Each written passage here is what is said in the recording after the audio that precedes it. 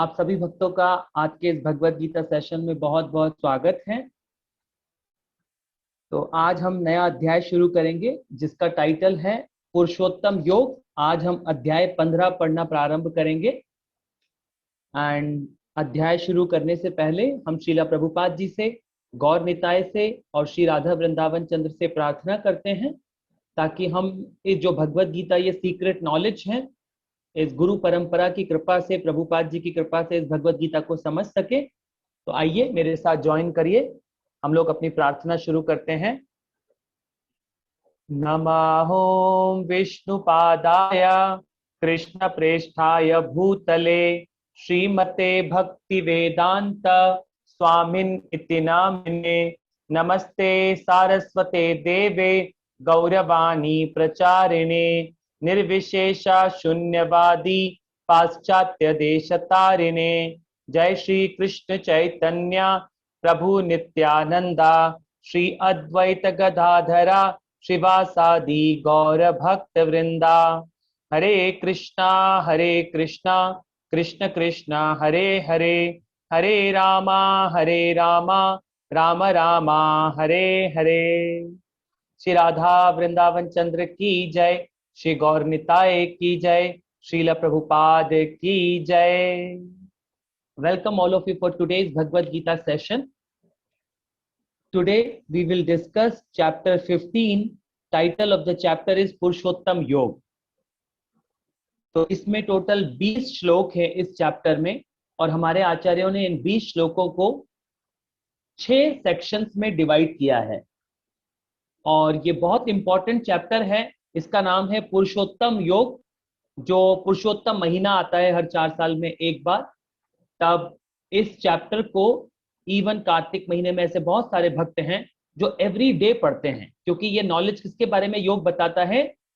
Knowledge about the जो योग है वो भगवान का योग के बारे में ये चैप्टर हमें बताता है। ये बहुत सुंदर चैप्टर है, बहुत छोटा है और सुंदर है। तो आज हम इसको प्रारंभ करते हैं। तो आचार्य ने इसको किस प्रकार डिवाइड किया, देखिए।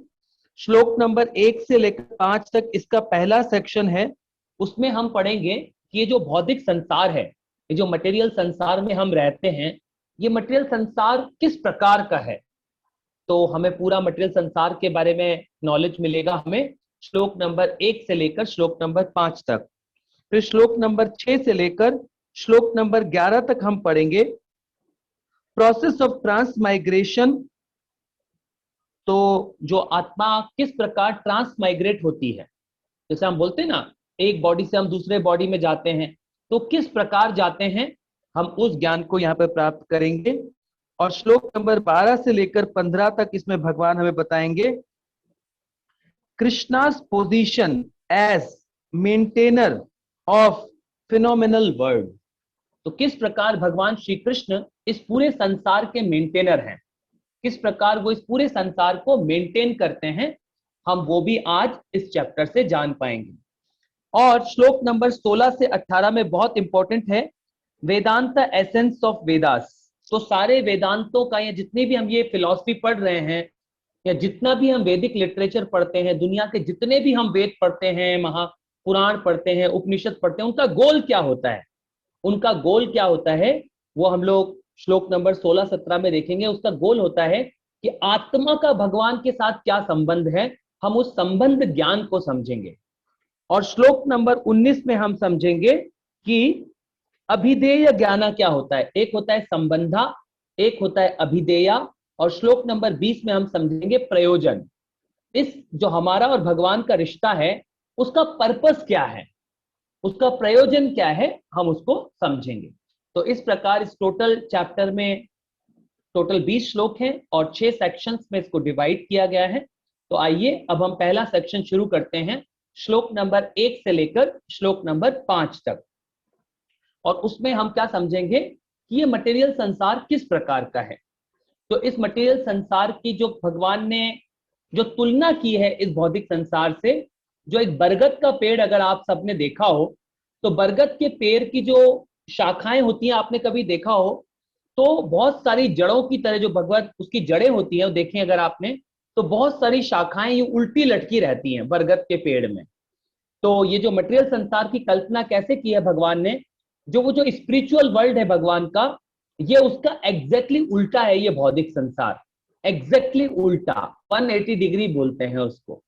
तो आ जाइए हम किस प्रकार ये भौतिक संसार बना है उसको समझना प्रारंभ करते हैं, श्लोक नंबर 1 से 5 तक। अब इसमें भगवान ज्ञान दे रहे हैं अर्जुन को। श्री भगवान उवाचा ऊर्ध्वमूला अध शाखा शाश्वतम प्राहुरव्ययम् छंदासि यस्य पर्णानि यस्य वेद च वेदवेद। श्री भगवान ने कहा जाता है कि एक शाश्वत अश्वत्थ वृक्ष है जिसकी जड़ें तो ऊपर की ओर हैं और शाखाएं नीचे की ओर, तथा पत्तियां वैदिक स्रोत हैं। जो इस वृक्ष को जानता है वह वेदों का ज्ञाता है। तो जो इस बरगद के पेड़ को समझ लेता है, तो वो क्या बोल रहे हैं भगवान, बरगद के पेड़ को अगर आप समझ लेते हैं तो पूरे इस संसार का ज्ञाता है। ऐसा क्यों बोल रहे हैं भगवान इस श्लोक में? क्योंकि ये जो मटेरियल संसार है, अगर आप इसको समझ जाओगे, अगर आप स्पिरिचुअल वर्ल्ड को थोड़ा बहुत समझोगे तो इस मटेरियल वर्ल्ड को समझ जाओगे।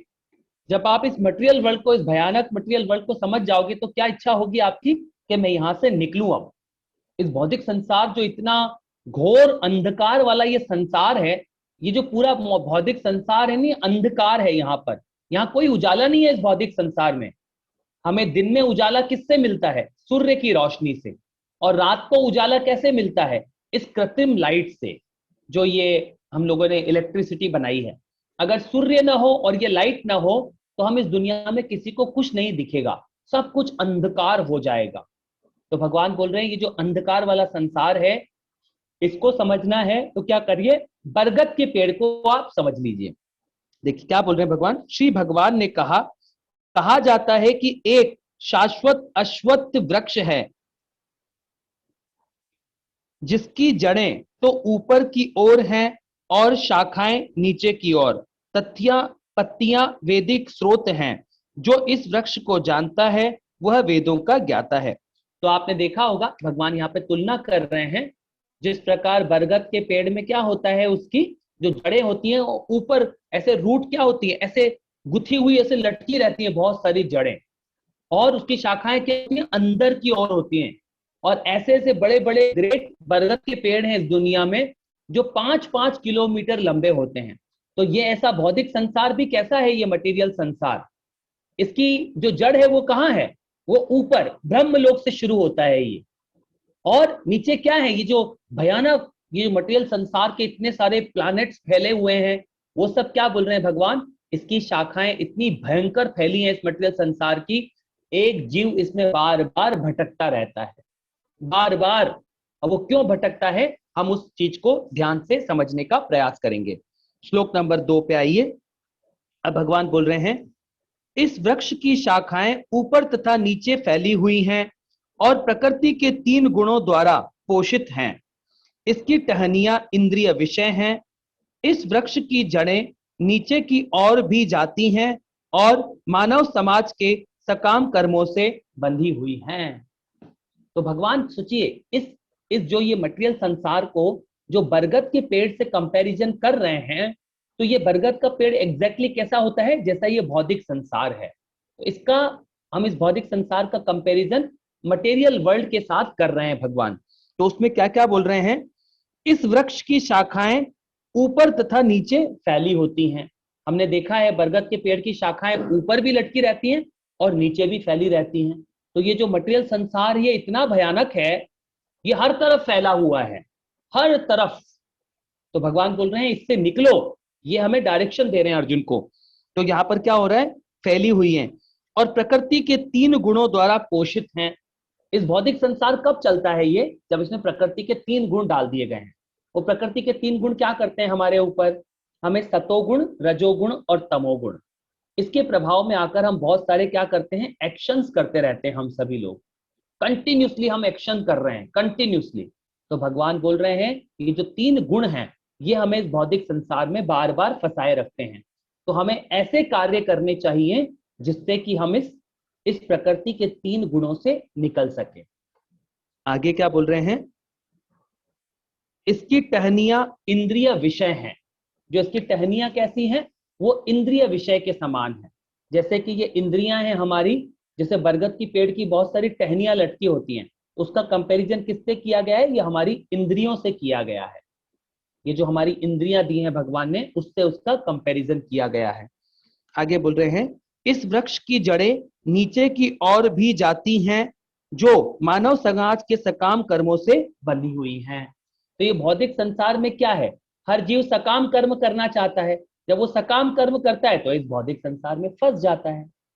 तो सकाम कर्म करने का क्या मतलब बोल रहे हैं भगवान, जब भी आप क्या करते हैं, हर काम आप देवताओं के साथ एक डीलिंग के रूप में करते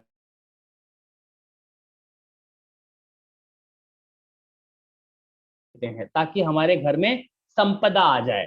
फिर क्या सोचते हैं, चलिए अब थोड़ी धन की जरूरत है, थोड़ी भोले बाबा की सेवा कर लेते हैं। तो हम क्या गणेश जी के सामने क्या जाके प्रार्थना करते हैं, गणेश जी हम आपको 501 रुपए का लड्डू प्रसाद चढ़ाएंगे, आप हमारे बच्चों को बुद्धि दे दीजिए। तो क्या हो रहा है, ये जब ये इस मिट्टी की बॉडी के लिए हम भगवान से ये सब चीजें मांगते रहते हैं, इसके सुख के लिए, इस मटेरियल बॉडी के सुख के लिए जब आप ऐसे मांगते रहते हैं, तो ये मटेरियल संसार कंटिन्यूसली चलता रहता है।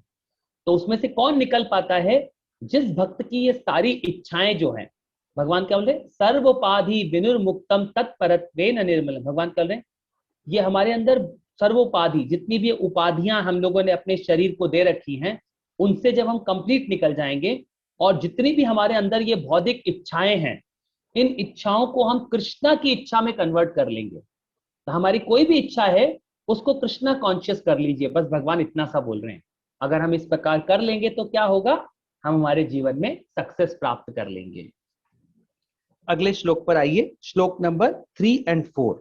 भगवान क्या बोल रहे हैं, इस वृक्ष के वास्तविक स्वरूप का अनुभव इस जगत में नहीं किया जा सकता। कोई भी नहीं समझ सकता कि इसकी आदि कहाँ है और अंत कहाँ है, या इसका आधार कहाँ है। अब देखिए भगवान क्यों ला रहे हैं श्लोक को यहां पर, इसका ट्रांसलेशन ध्यान से पढ़ते हैं हम वापस एक बार। इस वृक्ष के वास्तविक स्वरूप का अनुभव इस जगत में नहीं किया जा सकता। कोई भी नहीं समझ सकता कि इसका आदि कहाँ है और अंत कहाँ है। तो इस भौतिक संसार को आज तक कोई नहीं समझ पाया, क्योंकि ये भौतिक संसार कैसा है, अंधकारमयी संसार है। कब शुरू हुआ नहीं मालूम, कब अंत होगा नहीं मालूम, किधर तक फैला हुआ है नहीं मालूम, किसी को नहीं मालूम। तो भगवान बोलते हैं, जैसे मान लीजिए आपको कैंसर की बीमारी हो जाए, तो आप उस समय ये ढूंढते हैं कि हमें कैंसर कैसे हुआ, हमें कैंसर कब हुआ, अब कैसे, हम क्या करते हैं, तुरंत डॉक्टर के पास जाकर इसका इलाज ढूंढते हैं। तो हमें भी इस मनुष्य शरीर में अब ये नहीं सोचना है कि भगवान आपने मुझे इस भौतिक संसार में कितने कितने जन्मों के पहले फंसाया था और मेरे साथ क्या हो रहा है। अभी क्या है, अभी हमको पता लग गया इस भगवत गीता को पढ़कर कि हम आत्मा हैं, और इस ये कौन सा देह है हमारा, ये जड़ शरीर है, ये हमारा ये जड़ शरीर के अंदर हम फंसे हुए हैं। तो अभी क्या है, हमें हमारा नित्य घर कहाँ है, वो भगवान के पास है हमारा नित्य घर। नित्य बॉडी मिलती है हमें वहां जाकर। वो कैसा शरीर होता है, वो नित्य शरीर होता है। तो भगवान चाहते हैं कि हम इस भौतिक संसार को अभी समझने में बहुत ज्यादा टाइम वेस्ट करें। इस एक भगवत गीता में जितना समझ में आ गया उसको समझ लो, और भगवान की प्योर डिवोशनल सेवा जाओ, ताकि क्या हो सके, तुरंत हम अपने आप को प्यूरिफाई कर सके, और जिस दिन भी हमारा ये शरीर हमसे जाए, उस दिन हम तुरंत भगवान के पास पहुंच जाएं। अब क्या बोल रहे हैं भगवान, अंत कहाँ है या इसका आधार कहाँ है, लेकिन मनुष्य को चाहिए कि इस दृढ़ मूल वाले वृक्ष को विरक्ति के शस्त्र से काट गिराए। तो इस जैसे वृक्ष को काटने के लिए क्या चाहिए होता है, कुल्हाड़ी चाहिए होती है। तो इस भौतिक संसार, जब ये भगवान किसकी तुलना कर रहे हैं, भौतिक संसार की तुलना कर रहे हैं बरगद के पेड़ से। तो इस भौतिक संसार को कैसे काटेंगे आप, डिटैचमेंट डेवलप करना होता है इस भौतिक संसार में। हमें जो सबसे पहला अटैचमेंट किसके साथ हो जाता है, हमारा हमारा सबसे पहला अटैचमेंट जैसे शरीर के साथ हो जाता है, कि हम शरीर समझ बैठे हैं। जैसे हम शरीर समझते हैं तो दूसरे शरीरों को रिश्तेदार समझने बैठ जाते हैं। तो ये क्या है, हमारे बहुत सारे हम अटैचमेंट डेवलप कर लेते हैं। तो भगवान बोलते हैं जब आप विरक्ति मतलब डिटैचमेंट डेवलप करेंगे, तो इस भौतिक संसार से आप धीरे धीरे निकल सकते हैं। तो बोल रहे हैं भगवान की इस भौतिक संसार को कैसे काटना है आपको? विरक्ति के शस्त्र से काट गिराएं। तत्पश्चात उसे ऐसे स्थान की खोज करनी चाहिए जहां जाकर लौटना ना पड़े और जहां उस श्री भगवान की शरण ग्रहण कर ली जाए, जिससे अनादि काल से प्रत्येक वस्तु का सूत्रपात तथा विस्तार होता आया है। तो हमें कैसा जगह ढूंढना है? ऐसी जगह ढूंढनी है जो कि शाश्वत है, क्योंकि आप आत्मा शाश्वत है और हमने पढ़ा है कि भगवान का धाम भी शाश्वत है और भगवान का जो नित्य बॉडी है सच्चिद आनंद भगवान भी शाश्वत है। तो हमें, क्योंकि हमको अब पता लग गया है कि वो ऐसा एक स्थान भी है जहां हर चीज शाश्वत रहती है। इस भौतिक संसार में सब कुछ टेम्परेरी है, सब कुछ बदल रहा है। तो कृष्ण हमें बोल रहे हैं आप ऐसा स्थान ढूंढिए इस भगवत गीता को पढ़कर जहां आप शाश्वत रूप से रह सके, इटर्नल रूप से रह सके, क्योंकि आत्मा इटर्नल है। आत्मा कभी नहीं मरती, किसी टाइम बॉम्ब से आत्मा नहीं मरती।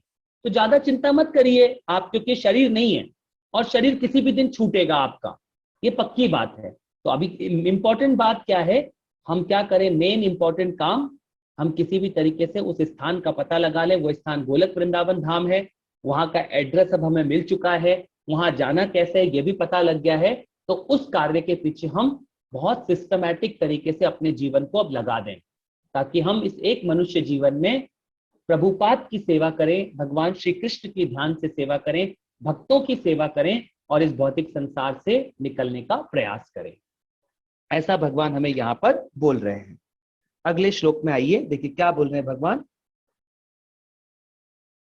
जो झूठी प्रतिष्ठा, मोह तथा कुसंगति से युक्त है, जो शाश्वत तत्व को समझते हैं, जिन्होंने भौतिक काम को नष्ट कर दिया है, जो सुख तथा दुख के द्वंद्व से मुक्त हैं और जो मोह रहित होकर परम पुरुष के शरणागत होना जानते हैं, वे उस शाश्वत राज्य को प्राप्त होते हैं।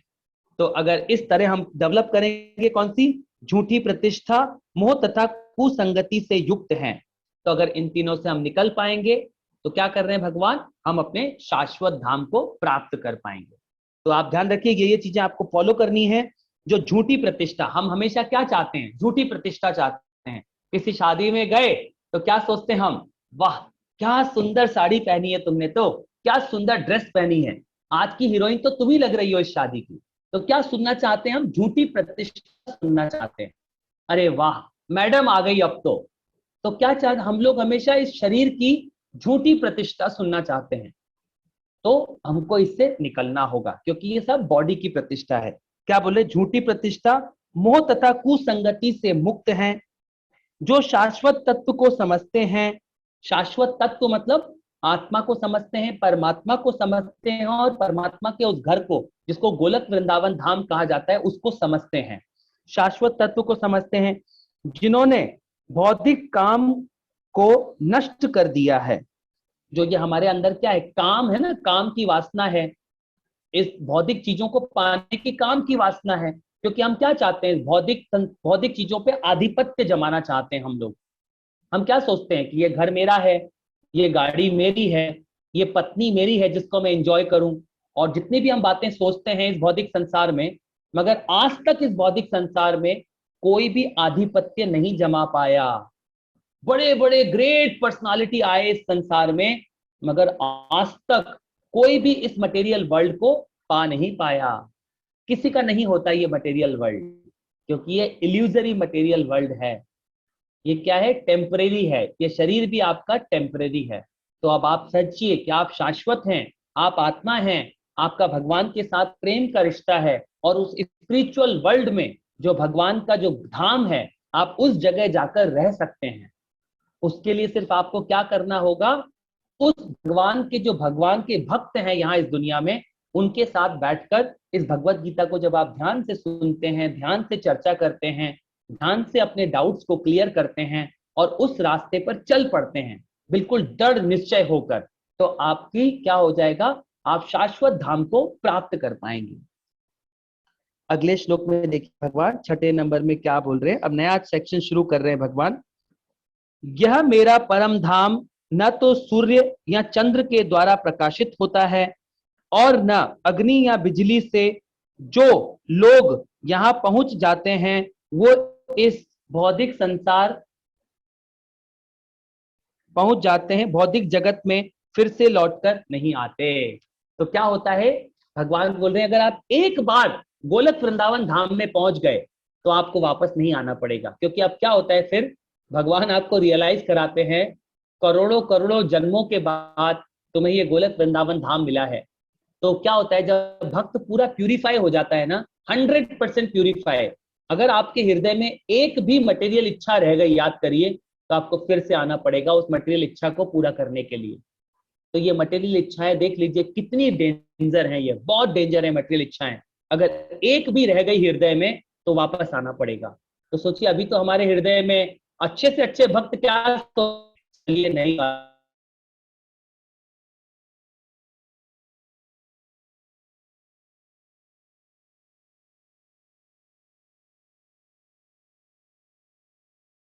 भगवान हमें क्या बोल रहे हैं, इस प्लानिंग से हमें निकलना है। अब इन मटेरियल इच्छाओं को हृदय से निकाल के फेंक देना है, क्योंकि मटेरियल इच्छाएं क्या करेंगी, नहीं तो आपको इस भौतिक संसार में फिर से फंसा देंगी।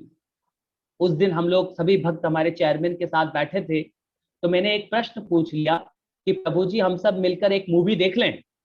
उन्होंने कहा अगर एक मूवी देखोगे तो तुम सबको क्या होगा, एक और जन्म लेना पड़ेगा। अब देख लो, अगर तुम्हें एक और जन्म लेना है, किसी माँ के कोख में फिर से जाना है, तो देख लो एक मूवी, मैं क्या कर सकता हूँ।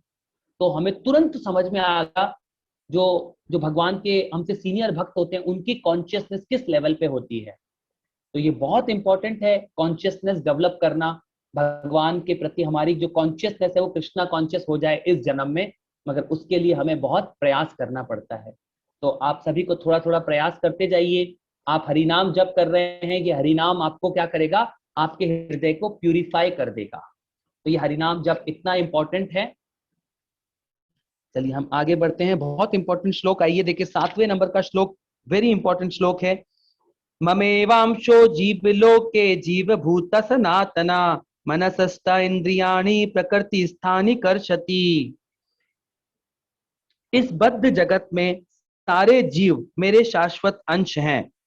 बद्ध जीवन के कारण वे यहाँ इंद्रियों से घोर संघर्ष कर रहे हैं, जिसमें मन भी सम्मिलित है। भगवान क्या कर रहे हैं, हम इन इंद्रियों के कारण यहाँ घोर संघर्ष कर रहे हैं हम, और जिसमें हमारा माइंड भी सम्मिलित है। भगवान ऐसा बोल रहे हैं। हम तो भगवान के शाश्वत अंश हैं। भगवान ने बोला क्या है शाश्वत अंश, जैसे ये हमारा उंगली है, ये जो हमारी एक फिंगर है, ये उंगली इस शरीर का एक पार्ट है। आप कभी नहीं बोलते इस उंगली को कि ये शरीर है, करेक्ट, इसको क्या बोलते हो, उंगली है, ये हमारी एक फिंगर है। परंतु कैसे बोलते हो आप इस फिंगर को, आप इसको फिंगर बोलते हो, करेक्ट। ऐसे ही हम भी क्या है, भगवान से कभी हम अलग नहीं हुए। हमारी सिर्फ कॉन्शियसनेस कैसी हो जाती है, मटेरियल कॉन्शियसनेस होती है। तो हम क्या करते हैं, भगवान से अपने आप को सेपरेट फील करते हैं। परंतु आप इटरनली भगवान के हैं, आप भगवान से कभी अलग होते ही नहीं है, इटरनली आप कृष्णा के हैं। तो भगवान क्या बोल रहे हैं, आप इटरनल भगवान के अंश हैं। तो इसीलिए भगवान हमें बोल रहे हैं आप क्या करिए, अल्टीमेटली अपने आप को क्या करना है, हमें इस श्लोक को ध्यान से समझना है। भगवान बोल रहे हैं आप कैसे फंसते हैं इस भौतिक संसार में, आप कैसे फंसे हैं, आप इन इंद्रियों की वजह से फंसते हैं इस भौतिक संसार में। अगर इन इंद्रियों पे हम काबू पा लेंगे, इंद्रियों को कंट्रोल करेंगे, तो हम इस भौतिक संसार से निकल सकते हैं। और इस माइंड को कंट्रोल करेंगे तो हम इस भौतिक संसार से निकल सकते हैं। नहीं तो ये प्रकृति के 3 गुण जैसे हमें क्या है, कंडीशन किए हुए हैं। ये भौतिक संसार कैसा है, हमें कंडीशन कर देता है। जैसे एयर कंडीशन लगाए हमने हमारे रूम्स में, तो वो रूम क्या हो जाता है, उस गर्म हवा को कंडीशन करके ठंडा कर देता है। तो ये क्या हो रहे हैं हम लोग, जैसे चाय पीने के हम क्या हो गए, कंडीशनड हो गए। तो अब उससे निकलिए। अब ऐसा मत बोलिए प्रभु जी अभी तो हम चाय छोड़ ही नहीं पा रहे हैं, कैसे करें हम। अगर चाय नहीं छोड़ पा रहे तो लेना 10 और जन्म लेना, आते रहना इस भौतिक संसार में, पीते रहना ये चाय यहीं पर, क्या करेंगे प्रभु जी भी उसमें। तो प्रभु जी क्या बोल रहे हैं, प्रभुपाद जी हमें क्या समझा रहे हैं यहाँ पर, ये इंद्रिय सुख से अब बाहर निकलना होगा और अपनी इंद्रियों को कृष्णा की सेवा में लगाना होगा। जो लगा लेगा उसको सक्सेस प्राप्त हो जाएगी, जो नहीं लगाएगा वो इस भौतिक संसार में फिर से आ जाएगा। तो ये अब आपके ऊपर है, डिसीजन आपके ऊपर है। आगे क्या बोल रहे हैं देखिए भगवान, इस संसार में जीव अपनी देहात्म बुद्धि को एक शरीर से दूसरे में उसी तरह ले जाता है जिस तरह वायु सुगंधित को ले जाती है। इस प्रकार यह एक शरीर धारण करता है और फिर इसे त्याग कर दूसरा शरीर धारण करता है। तो क्या हो रहा है, जैसे कि मान लीजिए कंप्यूटर होता है, करेक्ट। कंप्यूटर में एक डेस्कटॉप भी होता है और कंप्यूटर में एक सीपीयू भी होता है और उसमें एक क्या होता है, एक हार्ड डिस्क भी होती है। हम क्या करते हैं, अगर कंप्यूटर की हम हार्ड डिस्क को निकाल कर किसी और में अगर डाल दें तो क्या हो जाता है, कोई सेम दूसरी जगह भी चलने लग जाती है। ऐसे ही भगवान यहाँ पर कंपैरिजन कर रहे हैं कि किस प्रकार आप ये शरीर चेंज करते हैं। तो ये जो हमारा सटल बॉडी है ना, ये हमें एक तो कौन सा बॉडी दिख रहा है, ग्रॉस बॉडी। ये किससे बना है, पृथ्वी जल वायु आकाश तेज। और हमारा सटल बॉडी कैसे बना है, मन बुद्धि अहंकार, वो हमारा सटल बॉडी है। तो सटल बॉडी क्या करता है, किसी दूसरे बॉडी में शिफ्ट हो जाता है, बार बार शिफ्ट होता रहता है। तो भगवान क्या बोल रहे हैं, फिर उस समय आपको यमदूत ऐसा मार मार के ट्रेन करते हैं। मान लीजिए किसी को गंदी चीजें खाने की आदत है, तो कैसे करते हैं भगवान, उसको नेक्स्ट जन्म में उसको सुअर का शरीर देते हैं। तुम खूब खूब जो स्टूल पास करते हैं उसको सुअर खाता रहता है, तो भगवान उसको वैसा शरीर दे देते हैं, ठीक है। तो उसको क्या होता है, उसके माइंड को ट्रेन किया जाता है, उसके स्टूल खाने में उसको बहुत मजा आता है सुअर को। तो इस तरह का हमें बार बार हमारी इच्छाओं की वजह से हमें बार बार नया शरीर मिलता रहता है। अगले श्लोक में देखिए क्या बोल रहे हैं, हम 9th श्लोक पे आ गए हैं। इस प्रकार दूसरा स्थूल शरीर धारण करके जीव विशेष प्रकार का कान आंख जीभ नाक तथा स्पर्श इंद्रियां त्वचा प्राप्त करता है, जो मन के चारों ओर संपूजित हैं। इस प्रकार यह इंद्रिय विषयों के एक विशिष्ट समुच्चय का भोग करता है। क्या बोल रहे हैं भगवान, इस प्रकार दूसरा स्थूल शरीर धारण करके जीव विशेष प्रकार का कान आंख जीभ नाक तथा स्पर्श इंद्रियां त्वचा प्राप्त करता है, जो मन के चारों ओर संपूजित हैं। इस प्रकार वह इंद्रिय विषयों के इस विशिष्ट संपुज्य का भोग करता है।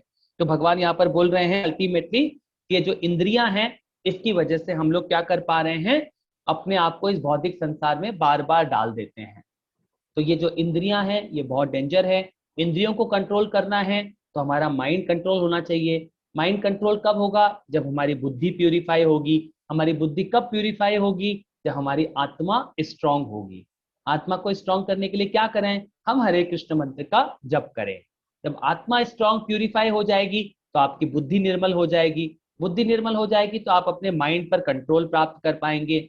जब आपका माइंड आपके कंट्रोल में होगा तो आप इंद्रियों को भी कंट्रोल कर पाएंगे। तो ये सब कैसे होता है, ये खाने से होता है। तो ये जो टंग है ना, हमारी ये जबान है, इसको दो चीजों में चलाना चाहिए। बोलते समय कृष्ण का नाम बोलिए, खाते समय कृष्ण का प्रसाद खाइए। तो ये अगर टंग कंट्रोल होती है तो आप जीवन में बहुत कुछ आगे बढ़ जाते हैं। आगे देखिए क्या बोल रहे हैं भगवान, श्लोक नंबर 10 पे आ जाइए। भगवान बोल रहे हैं, मूर्ख न तो समझ पाते हैं कि जीव किस प्रकार अपना शरीर त्याग कर सकता है, न ही वे यह समझ पाते हैं कि प्रकृति के गुणों के अधीन वह किस तरह के शरीर का भोग करता है। लेकिन जिसकी आंखें ज्ञान से प्रशिक्षित होती हैं वह यह सब देख सकता है। भगवान बोल रहे हैं, मूर्ख न तो समझ पाते हैं कि जीव किस प्रकार अपना शरीर त्याग सकता है। तो मूर्ख लोग क्या सोचते हैं, हमारी कभी मृत्यु नहीं होगी, और वो इवन मृत्यु के समय तक भी ये इंद्रिय भोग करते रहते हैं। इवन तो शरीर बूढ़ा हो गया है, फिर अभी भी क्या चाहिए, ये इंद्रियों का सुख चाहिए उनको, अभी भी चाहिए।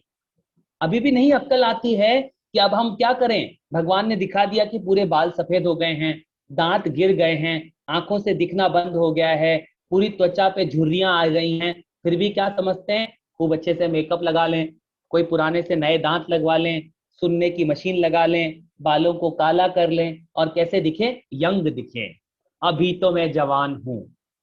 तो ये टेंडेंसी हमें हमारे जीवन से निकालनी होगी और हमें कैसा, हमें इस भगवान की भगवत गीता में और भगवान का नाम जप करने में हमें अपना समय लगाना होगा। अगले श्लोक पे आ जाइए, श्लोक नंबर 11 पे भगवान बोल रहे हैं, आत्म साक्षात्कार को प्राप्त प्रयत्नशील योगी जन यह सब स्पष्ट रूप से देख सकते हैं, लेकिन जिसके मन विकसित नहीं है और जो आत्म साक्षात्कार को प्राप्त नहीं है, वह प्रयत्न करके भी यह नहीं देख पाते कि क्या हो रहा है। तो इस प्रकार के जो मूर्ख लोग होते हैं ना, वो कभी इस चीजों को, रियलिटी को नहीं देख पाते।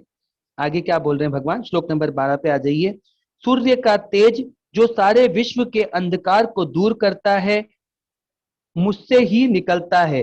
चंद्रमा तथा अग्नि के तेज भी मुझसे उत्पन्न होते हैं। तो देख लीजिए, भगवान ने बोल दिया यहाँ पर, सूर्य चंद्रमा सब कुछ भगवान से निकलता है। सूर्य की रोशनी, जो सूर्य रोशनी लेते हैं वो कहाँ से लेते हैं, भगवान से लेते हैं। चंद्र आपको चांदनी देता है, कहाँ से लेता है, भगवान से लेता है। हर चीज भगवान के ऊपर डिपेंड है। तो हम क्यों नहीं हमारे प्रियतम, हमारे मनमोहक कृष्ण के ऊपर हम लोग डिपेंड हो जाएं। वैसे भी हम डिपेंड हैं, तो बस वॉलंटरी डिपेंड हो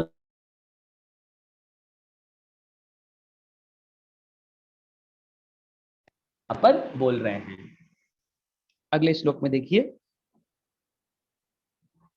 13वें श्लोक पढ़ते हैं हम। भगवान बोल रहे हैं, मैं प्रत्येक लोक में प्रवेश करता हूं और मेरी शक्ति से सारे लोक अपनी कक्षा में स्थिर रहते हैं। वे चंद्रमा बनकर समस्त वनस्पतियों को जीवन रस प्रदान करता है। तो देख लीजिए, सब्जियां कैसे पकती हैं, भगवान यहाँ पर बोल रही हैं, मैं प्रत्येक लोक में प्रवेश करता हूं और मेरी शक्ति से सारे लोग अपनी कक्षा में स्थित होते हैं। मैं चंद्रमा बनकर समस्त वनस्पतियों को जीवन रस प्रदान करता हूं। तो ये जो आपके सब्जियां खाते हैं उसमें टेस्ट आता है, फलों में इतना अच्छा टेस्ट आता है, कहाँ से आता है, भगवान डालते हैं उस टेस्ट को। तो ये सब्जियां कैसे पकती हैं, सूर्य की रोशनी से पकती हैं। जो उसमें टेस्ट आता है वो सूर्य की रोशनी से आता है, सॉरी चंद्रमा की चांदनी से आता है। भगवान बोल रहे हो, चंद्रमा की चांदनी कौन है, मैं हूं। तो देख लीजिए, आप जो खाते हैं पीते हैं, टेस्ट आता है, पानी का टेस्ट, सब्जियों का टेस्ट, फलों का टेस्ट, सब कुछ तो भगवान क्रिएट कर रहे हैं। नहीं तो कहाँ से आता है एक एप्पल में टेस्ट, या सब्जियों में टेस्ट, या फलों में टेस्ट कहाँ से आता है, सब भगवान प्रदान करते हैं। लेकिन ऑरेंज में एक डिफरेंट प्रकार का टेस्ट है, एप्पल में एक डिफरेंट प्रकार का टेस्ट है, पाइनएप्पल में एक डिफरेंट प्रकार का टेस्ट है, कीवी में, बनाना में और पपैया में, जितने भी फल खाते हैं हम, सब में एक अलग अलग प्रकार का टेस्ट है। तो टेस्ट कौन डाला है, भगवान डाले हैं। अगला क्या बोल रहे हैं भगवान, श्लोक नंबर 14 पे आ जाइए। भगवान बोल रहे हैं, मैं समस्त जीवों के शरीर में पाचन अग्नि वैश्वानर हूं और मैं श्वास प्रश्वास प्राणवायु में रहकर 4 प्रकार के अन्नों को पचाता हूं। भगवान क्या बोल रहे हैं कि आपके पेट में जो अग्नि है ना, आप पूरा इतना सारा भोजन खाते हैं, करेक्ट, या जो कई लोग इतना सारा गरिष्ठ भोजन करते हैं, हम शादी पार्टी में तंदूर की रोटियां, पनीर की सब्जी और बटर मसाला क्या क्या खाते हैं। अभी हमारे यहाँ प्रोग्राम हो रहा था, सब भक्तों ने आइसक्रीम और रसगुल्ले क्या क्या नहीं खाया खूब। तो उसको पेट के अंदर कौन डाइजेस्ट करता है, ये पेट तो क्या है, मांसपेशियां, हड्डियां, ब्लड है, वो डाइजेस्ट कैसे होता है खाना। तो भगवान बोल रहे हैं, आपके पेट में जो अग्नि है वो भी मैं हूं। अगर भगवान ना हो ना उस अग्नि के रूप में, तो आप एक सेकंड भी नहीं जी सकते, क्योंकि भोजन डाइजेस्ट नहीं होगा तो आप मर जाएंगे उसी समय। तो भगवान बोल रहे हैं, सारा कार्य तो मैं कर रहा हूं। आपके पेट में अग्नि बन के भी भगवान रहते हैं हमारे हृदय के अंदर, हमारे पेट के अंदर। आगे क्या बोल रहे हैं भगवान, सबसे इंपॉर्टेंट श्लोक पे आ जाइए, इस पूरी भगवत गीता का 15वें नंबर का श्लोक देखिए, भगवान क्या बोल रहे हैं, सर्वस्य चाहम हृदि सन्निविष्टो मत्ता स्मृतिर्ज्ञानम अपोहनम च वेदेश्च सर्वैर् देह वेद्यो वेदांत कृत वेदवित्त चाहम। भगवान बोल रहे हैं, मैं प्रत्येक जीव के हृदय में आसीन हूं और मुझसे ही स्मृति, ज्ञान तथा विस्मृति होती है। मैं ही वेदों के द्वारा जानने योग्य हूं। निसंदेह मैं वेदांत का संकलन करता तथा समस्त वेदों को जानने वाला हूं। भगवान क्या बोल रहे हैं? मैं प्रत्येक जीव के हृदय में आसीन हूं और मुझसे ही स्मृति, ज्ञान तथा विस्मृति होती है। आप जितने भी दुनिया का वेदों का नॉलेज पढ़ रहे हैं, भगवान बोल रहे हैं उसका गोल क्या है? वेदों का मुझे जानना। तो याद रखिए, हम वेदों को क्यों पढ़ रहे हैं? हमें कृष्ण को जानना है। दुनिया के सारे वेदों का, सारी नॉलेज का गोल क्या है? कृष्ण को जानना। और भगवान बोल रहे हैं मत्ता स्मृति ज्ञानम अपोहनम चा। आपको ये जो बुद्धि है, ये स्मृति है, आप कभी एग्जाम लिखने जाते हैं, कुछ याद आता है, कुछ याद नहीं आता है, आप कुछ भूल जाते हैं, वो सब कौन कर रहा है? भगवान कर रहे हैं। भगवान इस श्लोक को हमेशा याद रखिएगा। ऐसे बहुत सारे लोग कुछ भी अपने मुंह से कुछ भी मनगढ़ंत कहानियां कर देते हैं, और भगवान बोल रहे हैं कि दुनिया के सारे वेदों को मैंने बनाया है। बोल दिया ना भगवान ने इस श्लोक में कि सारे वेदों की रचना मैंने की है, मैं हूं सबका संकलन करता। तो कई लोग बोलते हैं प्रभु जी वेदों में तो लिखा है कि भगवान शिव सुप्रीम है, प्रभु जी वेदों में तो लिखा है दुर्गा माता सुप्रीम है, वेदों में तो लिखा है विष्णु जी सुप्रीम है। भगवान बोल रहे बाबा उन सब वेदों को तो मैंने बनाया है, सारे वेदों को मैंने बनाया है, तो कहां कंफ्यूज हो रहे हो इस दुनिया में? ये सब देवी देवता हैं, ऐसा भगवान यहाँ पर हमें सिखाना चाह रहे हैं। तो हमें समझना है हमारे जीवन में अब इस मनुष्य जीवन को वेस्ट नहीं करना है। Every second is important for this human life. आगे आइए, अब हम 16वां श्लोक पढ़ते हैं। देखिए क्या बोल रहे भगवान। जीव दो प्रकार के हैं, च्युत तथा अच्युत। भौतिक जगत में प्रत्येक जीव च्युत क्षर होता है और आध्यात्मिक जगत में प्रत्येक जीव अच्युत कहलाता है। क्योंकि च्युत का मतलब क्या होता है? आप इस भौतिक संसार में बार बार गिरते रहते हैं, और अच्युत का मतलब इस भौतिक संसार में आप कभी नहीं गिरते हैं, अक्षर हैं आप। तो जो भगवान की पोजीशन क्या है? वो हमेशा अच्युत रहते हैं। तो भगवान बोल रहे हैं यहाँ पर जीव दो प्रकार के होते हैं, एक च्युत और एक अच्युत।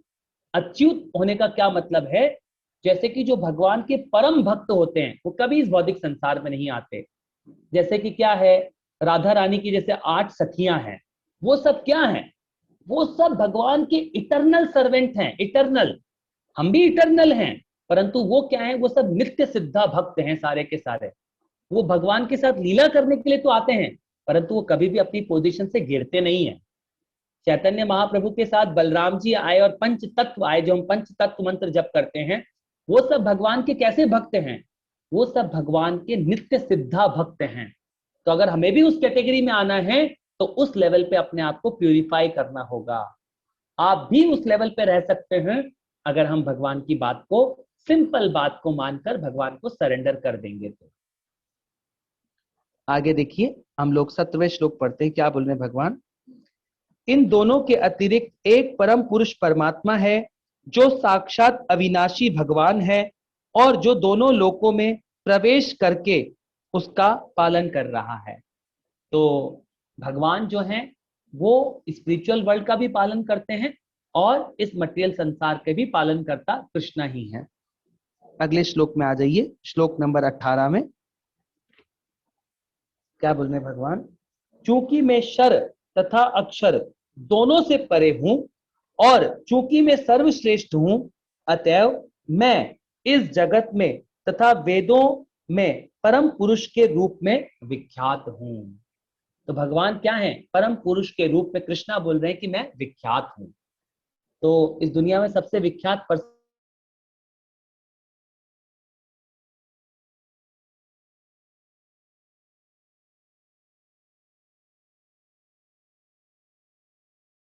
संबंध है कृष्ण के साथ। जैसे हम बोलते हैं ना कृष्ण हमारे हैं, तो हम कृष्ण के भी हैं।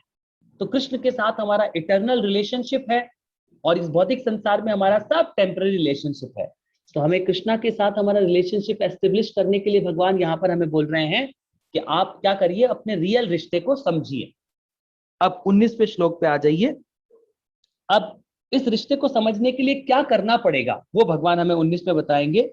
जो कोई भी मुझे संशय रहित होकर पुरुषोत्तम भगवान के रूप में जानता है वह सब कुछ जानने वाला है। अतएव हे भरत पुत्र, वह व्यक्ति मेरी पूर्ण भक्ति में रत होता है। तो जब आपको पता लग जाए कि मेरी भगवान के साथ इटर्नल रिलेशनशिप है, तो उसमें क्या करिए, अब काम करिए। अब आपको पता लग गया है ना इतने दिन से कि हम आत्मा हैं, हम ये मिट्टी का शरीर नहीं है, कृष्णा हमारे परम पुरुष भगवान हैं। तब उसमें क्या करिए, संबंधा, अभिधेया और प्रयोजना। प्रयोजन का क्या है, पर्पस, कि हमें उस गोलक वृंदावन धाम में जाना है। अब हमें संबंध पता लग गया है, तो भगवान यहाँ पे क्या, संबंधा, अभिधेया और प्रयोजना। तो अभिधेया क्या है, उसमें आप सेवा करना शुरू कर दीजिए। और लास्ट श्लोक पे आ जाइए जो बताएगा हमें संबंधा प्रयोजन के बारे में, कि इसका प्रयोजन क्या है, इस भक्ति को कर कर, भगवान की सेवा कर कर हमें क्या होगा। अब देखिए क्या बोल रहे हैं भगवान, लास्ट श्लोक में है इस श्लोक का। भगवान बोल रहे हैं, हे अनघ्य, वह वैदिक शास्त्रों का सर्वाधिक गुप्त अंश है जिसे मैंने अब प्रकट किया है। जो कोई इसे समझता है वह बुद्धिमान हो जाएगा और उसके प्रयास पूर्ण होंगे। तो अगर आप भगवान की बात को मान लेंगे तो आपकी सफलता निश्चित है। आप इस एक मनुष्य जीवन में अपने कृष्णा तक पहुंच सकते हैं। आप जिसके अंश हैं, आप उस होल की सेवा करने लग जाइए। पार्ट की ड्यूटी क्या होती है, होल की सेवा करना। तो इसी तरह हम भगवान के अंश हैं और अंश की ड्यूटी है कि हम उस परम अंश की सेवा करें। तो जो भी उस परम अंश की सेवा में लग जाता है उसका जीवन सक्सेस हो जाता है और वो इस एक मनुष्य जीवन में अपने भगवान तक पहुंच पाता है। तो ये आज का चैप्टर हमने यहाँ पर कंप्लीट कर लिया है। चैप्टर नंबर आज हमने कंप्लीट किया है 15वें नंबर का चैप्टर। अब कल हम नेक्स्ट चैप्टर शुरू करेंगे।